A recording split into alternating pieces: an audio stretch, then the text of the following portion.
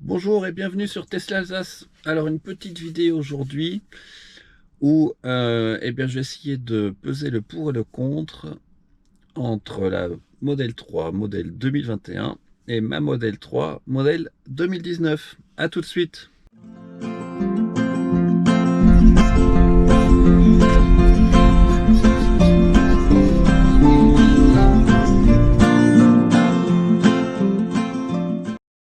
Alors comme vous le savez, il y a pas mal de petites vidéos qui sont sorties ces derniers jours sur la nouvelle Model 3 modèle 2021, notamment sur Automobile Propre, où il y a un petit récapitulatif de la Model 3 2021 à Paris, hein, sur un showroom de Tesla, qui est très bien fait d'ailleurs.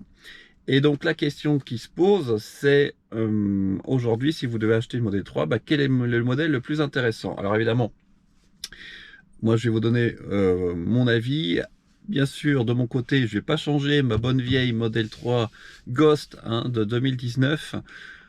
Pour plusieurs raisons. La première, c'est qu'effectivement, au niveau prix, rapport, prestation, je ne retrouverai jamais la même chose aujourd'hui, puisque j'avais à l'époque, premièrement, le bonus de 6 000 € et en plus, moi, j'ai une Model 3 un peu particulière, puisqu'elle est performance, mais sans le pack. Donc, je l'ai eu pour 1 500 € de plus qu'une long range, seulement, si je peux m'exprimer ainsi, avec des performances de tout premier ordre. Et puis j'ai gardé la hauteur de caisse à 14 cm, qui déjà pour moi est un peu limite, hein. Chez des amis par exemple, j'ai pas pu rentrer, j'ai frotté à l'arrière. Chez d'autres amis et une famille, je dois mettre des planches, autrement je rentre pas non plus. Donc si j'avais pris la 13 cm en performance, je sais pas ce qui se serait passé. Bien, mais pour revenir à nos moutons, moi, ce qui me fait pencher plus en faveur de ma Model 3 à l'heure actuelle, c'est premièrement mon type de conduite, à savoir que je fais des trajets pour aller au travail qui sont composés majoritairement de départementales et d'autoroutes, ce qui veut dire qu'en termes de consommation par rapport à la pompe à chaleur, j'ai une différence qui reste raisonnable. Il y a des vidéos, je vous mettrai en lien, de Björn Align qui mesure à peu près à 0 degré ou 3 degrés une différence de 7% de consommation entre la Model 3 pompe à chaleur et ma Model 3, donc ça reste raisonnable. Par contre, si vous faites des trajets beaucoup plus courts, très répétés au cours de la journée ou plus de villes, en hiver, là, c'est différent. Je pense qu'il y a vraiment un meilleur rendement de la pompe à chaleur. Euh, Par contre, au niveau de l'aménagement intérieur, là, je voulais montrer quelques petites choses qui, moi, m'embêtent plus sur la nouvelle Model 3. Alors, comme vous le savez, la nouvelle Model 3 a une console centrale coulissante, alors que ma Model 3 actuelle a une console centrale, on va dire, classique comme auparavant, avec les deux volets qui s'ouvrent et qui permettent d'avoir un accès, pour moi, plus facile à la console. Et puis surtout, vous avez des prises USB qui sont au fond de la console, alors que sur la nouvelle Model 3, elles sont à l'avant. Alors moi personnellement, je sais pas si je me trompe, mais il y a une chose qui m'embête vraiment sur la nouvelle Model 3, c'est le nouveau panneau où on pose les téléphones, à savoir ici, qui est à induction. Et j'ai pas vu vraiment s'il était possible, comme sur ma Model 3, en fait, de passer un fil, mais là il serait de ce côté-là, et de pouvoir le cacher au niveau de la console afin de pouvoir brancher son téléphone dessus. Parce que pour moi c'est très pratique, hein. Tout le monde n'a pas un téléphone à induction, et plutôt que d'avoir un fil, en plus là c'est une console coulissante, donc si vous devez passer un fil dedans, ça va forcément laisser la console ouverte pour pouvoir brancher votre téléphone en filaire. Donc ça à vérifier, mais j'ai pas vu le moyen de pouvoir brancher comme moi très facilement, ou à plugger juste mon téléphone sur une prise USB-C ou USB classique, micro USB, sur la console centrale avant. Et ça pour moi, ça sera un problème.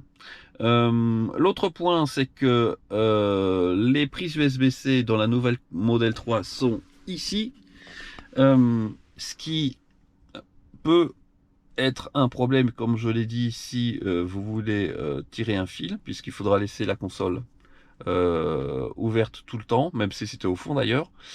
Et par contre, le gros avantage évidemment, c'est que quand on regarde par rapport à la boîte à gants et le mode sentinelle, vous pouvez mettre votre clé USB dans un emplacement spécifié dans la boîte à gants et fermer la boîte à gants à clé. Donc ça, c'est vrai que c'est mieux. Néanmoins, je ne désespère pas de pouvoir sécuriser de mon côté. Je vais vous montrer ça. J'enlève les papiers. Mon système de plug au fond, où j'ai la clé ici, mais je compte bien mettre un disque dur dans l'emplacement qui va bien. Et si j'arrive à sécuriser cette partie, et aussi ça sera un peu plus sûr, même si évidemment on peut enlever le plug en entier, mais bon, pour l'enlever ça prend quand même du temps et ça peut un peu stresser, on va dire, les voleurs, mais c'est vrai que bon, c'est pas, le système n'est pas du tout infaillible.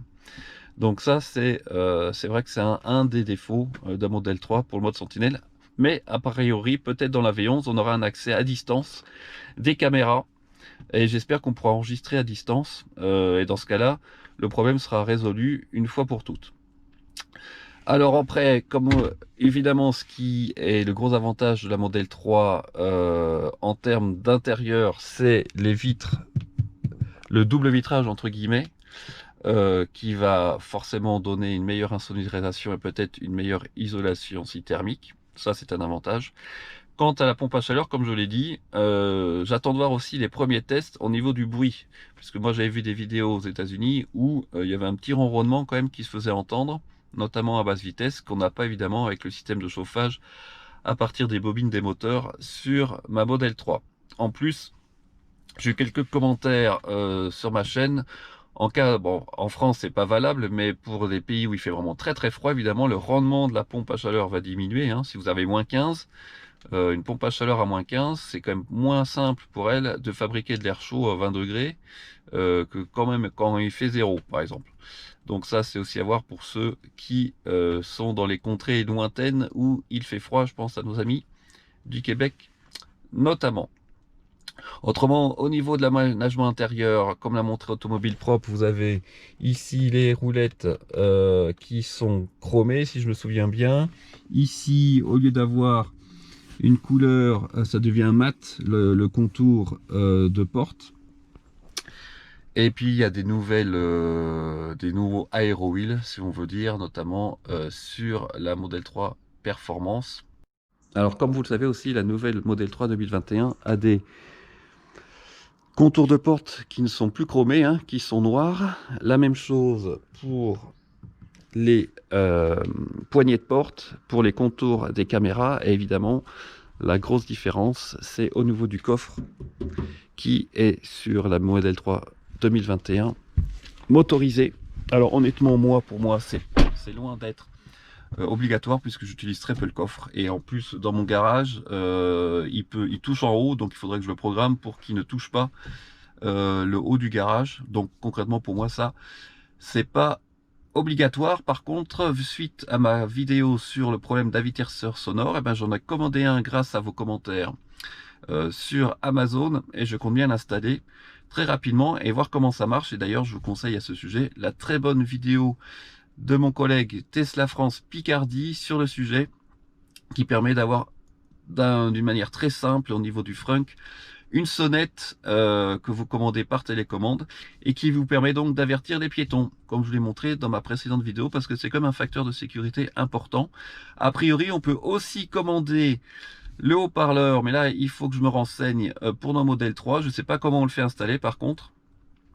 Et après il faut l'activer, ça s'active a priori automatiquement dans les réglages et donc à basse vitesse vous avez le bruit que je ne connais pas, enfin si, que j'ai vu sur des vidéos aux États-Unis, un bruit un peu strident par défaut qui sera généré. Mais moi je trouve que le système de sonnette dans le frunk, je trouve ça plus intéressant en fait, car on peut vraiment le déclencher quand on veut et pas faire ce bruit tout le temps, puisque c'est pas obligatoire pour nos versions de Model 3. Voilà, bah écoutez, j'espère que cette petite vidéo vous a plu. Je vous souhaite un très bon week-end et je prépare probablement un live d'ici Noël. À très bientôt, au revoir.